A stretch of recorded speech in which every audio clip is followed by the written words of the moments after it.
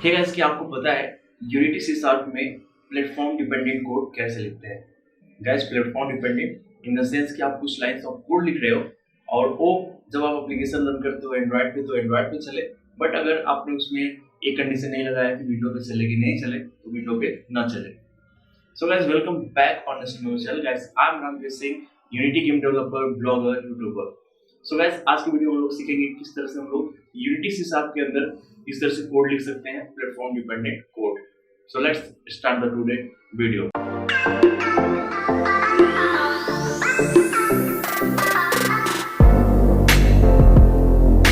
So guys, अभी हम लोग हैं यूनिटी के अंदर और मैं आपसे एक क्वेश्चन पूछना चाहता हूँ, बहुत ही सिंपल क्वेश्चन।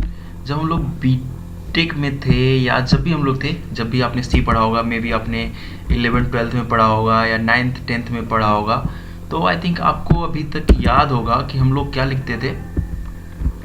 एक प्री प्रोसेसर से लगाते थे, जस्ट इंक्लूड, एंड देन उसके बाद हम लोग लिखते थे studio.h। आपको याद होगा studio.h, इस सी में लिखते थे। तो आपको पता है कि इसका यूज़ क्यों करते थे हम लोग? दिस एक्चुअली में इसका यूज़ हम लोग, हमें अगर बात करें तो इसको बोलते हैं हम लोग pre processor. What it means, इसका मतलब ये है कि कंपाइलर क्या करता है, जाके सबसे पहले इनको एग्जीक्यूट करने का काम करता है। Okay, so hope you got the idea और आपको कनेक्शन बन गया है सी के साथ। सेम थिंग हम लोग यहाँ पे करने वाले हैं for the platform dependent code. So guys, platform dependent code का मतलब क्या हुआ? प्लेटफॉर्म डिपेंडेंट का मतलब है कि आपको पता है यूनिटी पे हम लोग बहुत प्लेटफॉर्म के लिए गेम बनाते हैं। लाइक हम लोग यूनिटी पे देखिए पीसी के लिए भी बना सकते हैं, एंड्रॉयड के लिए बना सकते हैं, WebGL, iOS, TV।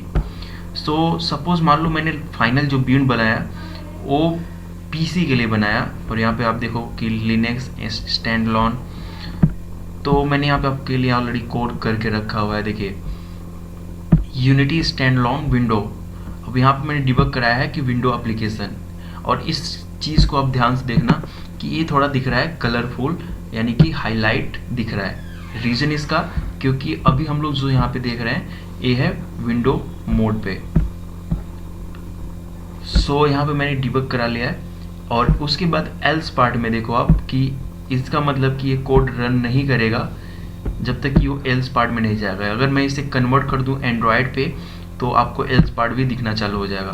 तो यहाँ पे कैसे लिखा हुआ है, यहाँ पे यूज़ किया हुआ है प्री प्रोसेसर, एंड यहाँ पे कुछ कमांड है जिनका यूज़ किया गया है। एक कमांड क्या डिफाइन करते हैं कि ये विंडो पे अगर है तो ए कोड चलेगा, अदरवाइज ए कोड चलेगा, और ये अदरवाइज इंड एफ भी आता है, यानी कि इसके बाद जो आप लिखोगे वो भी बाहर ही चलेगा। तो जब भी आप इस तरह से कोई भी कोड लिखते हो, if unity stand alone window else part में अगर आपको कुछ लिखना है तो ठीक है। अगर सपोज मान लो आपको नहीं लिखना है कुछ भी, एल्स पार्ट मैंने वैसे दिया था, तो आपको एटलीस्ट एंड इफ लगाना ज़रूरी है, तभी जाके ये आपका वर्क करेगा। अगर आपने नहीं लगाया तो आप देखो कि इस तरह से एरर आएगा। सो ये बहुत ज़रूरी है कि आप जब भी इफ़ का यूज़ करें यहाँ पे एंड इफ लगाएं। अब गाइस, यहाँ पे मैंने विंडो के लिए लिखा हुआ है। लेट सपोज मैं लिख देता हूँ, आपका एप्लीकेशन जब भी एंड्रॉयड पे रन करे तो ये कोड रन करना चाहिए। सो मैंने लिख दिया एंड्रॉयड। तो जब भी हम लोग एंड्रॉयड पे जाएंगे तो अभी देखो ये हाईलाइटेड नहीं है, क्यों नहीं है? Because we are not on the Android. So let's convert into Android. तो अभी देखना ये जो कोड है ये हाईलाइट हो जाएगा एंड्रॉयड पे, और सेम थिंग आप iOS के लिए भी कर सकते हो। सो जस्ट मैं आपको दिखाने के लिए कि एंड्रॉयड पे किस तरह से वर्क करता है और किस तरह से कोड डी हाईलाइट हो जाता है एंड्रॉयड पे।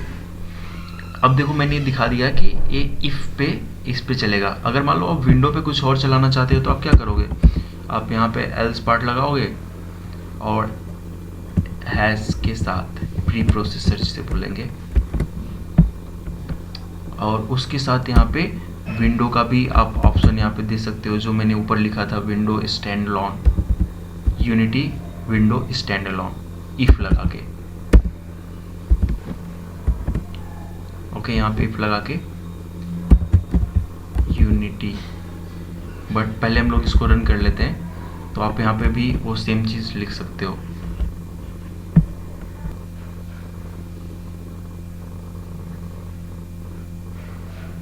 तो ये मैंने किया एंड लेट्स प्ले इट।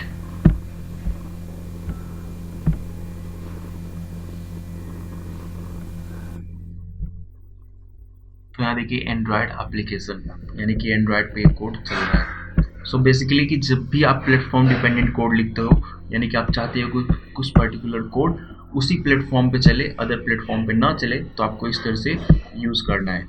अब थोड़ी सी और इसको डिटेल्स में दिखाने के लिए मैं आपको दिखाता हूँ इसकी वेबसाइट। तो यहाँ देखो इसकी वेबसाइट पे पूरा डिटेल्स दिया हुआ है। यहाँ पे प्लेटफॉर्म डिपेंडेंट कंपाइलेशन, तो मैंने बताया कि कंपाइलर सबसे पहले जहाँ पे भी हैश लगा रहता है इस तरह से डिफाइन करने के लिए, उसको यहाँ से करता है। तो यहाँ पे देखिए यूनिटी एडिटर, बट हमें यूज़ करना था यूनिटी स्टैंड अलोन विंडो। ये विंडो के लिए है, ये लिनक्स के लिए है।